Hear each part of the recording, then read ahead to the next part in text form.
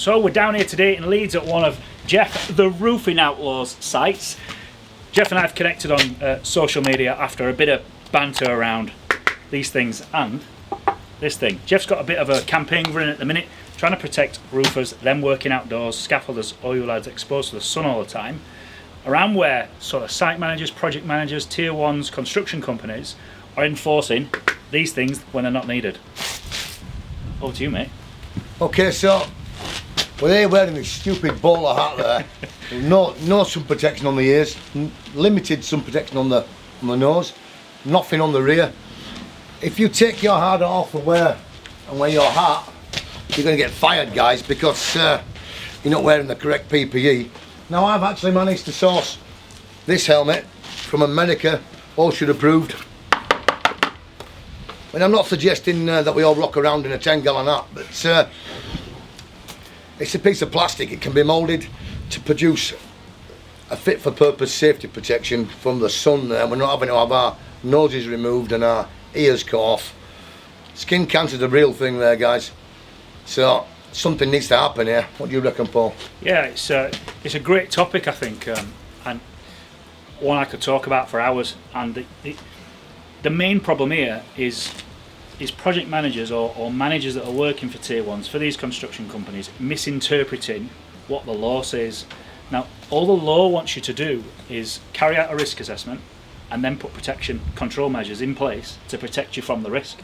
So in this scaffold behind us, once you're on that scaffold, there is absolutely no need for this whatsoever.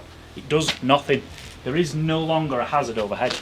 Now, what these tier ones, what these project managers, site managers will do, site supervisors, is they blanket the whole site with everyone will wear a hard hat at all times. Now, that's not necessary. It can be a company policy and it can be a company rule, but it's not the law. So the law says, what's the hazard, and protect yourself from it. So once you're up there, if the hazard is then the sun, it's now a different set of control measures that need to be put in place. The helmet's not fit for purpose. This is now not protecting me from the sun in any way, shape or form. No. It protects the top of my head, but not my ears or my nose. And my nose sticks out beyond the fucking beak of the hat. Now, so it becomes a hat like this. Or, well, not hat like this, but any sun hat. So that's protecting you from the sun on top of your head, top of your ears, and your nose, which is great. Sunglasses are protecting your eyes, sun cream as well. All these things are all measures to protect you from the sun. But when you're working under here, that's no longer appropriate because the hazards are different. Yep. So the hazard now is somebody working up there, maybe drop a tool, some gear through the gap. That won't protect you from that. This would. Now it's a bit of on and off, suitable to situations, suitable to the risk, to the hazard that's present. Yeah.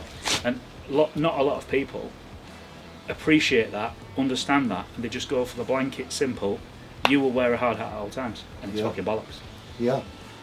They're out there looking professional from the ground, but not actually being professional and protecting the men up there. You know, it's a useless piece of equipment. Yeah. I mean, there is an argument for it looking professional. Does it look professional? Well, we can have stuff like this moulded. Yeah. There is the evidence. That's a hard hat, and does that look professional? I mean, I quite like it. I mean, I'm not saying I don't like it, but who wears one of them? What kind of person? The Americans. A cowboy. Right, a cowboy hat, isn't it? So is it professional? It's the word professional is very subjective, isn't it? Yeah. Yeah. No, this is a great example of it. Single lift scaffold for hard hats. If this was a 2-lift scaffold, I'd be inclined to be wearing that whilst I'm going up there.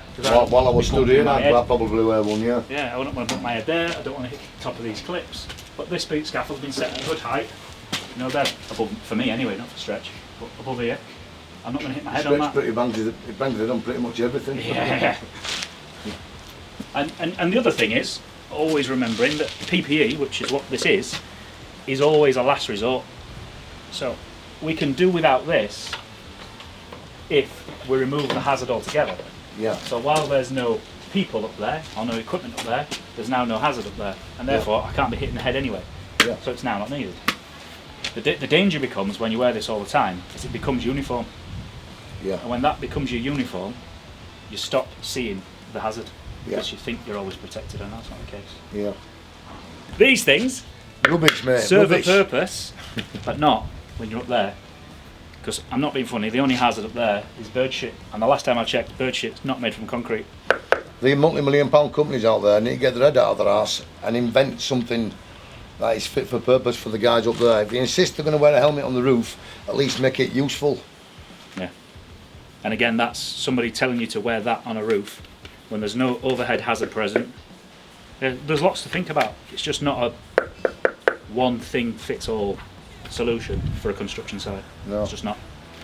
It's, I'm pretty annoyed at all these companies that are looking professional from the floor, but they're not actually being professional and providing their men with proper sun protection. And you know, there should be sun cream and things on site. I mean, how much did it cost? £5 a bottle, and that'll protect everyone on the scaffold for the day. Yeah, that's the other thing as well. That is a piece of law, is that you the employer are responsible for providing this, not this specifically, but the protection measure. Yeah. For your employees.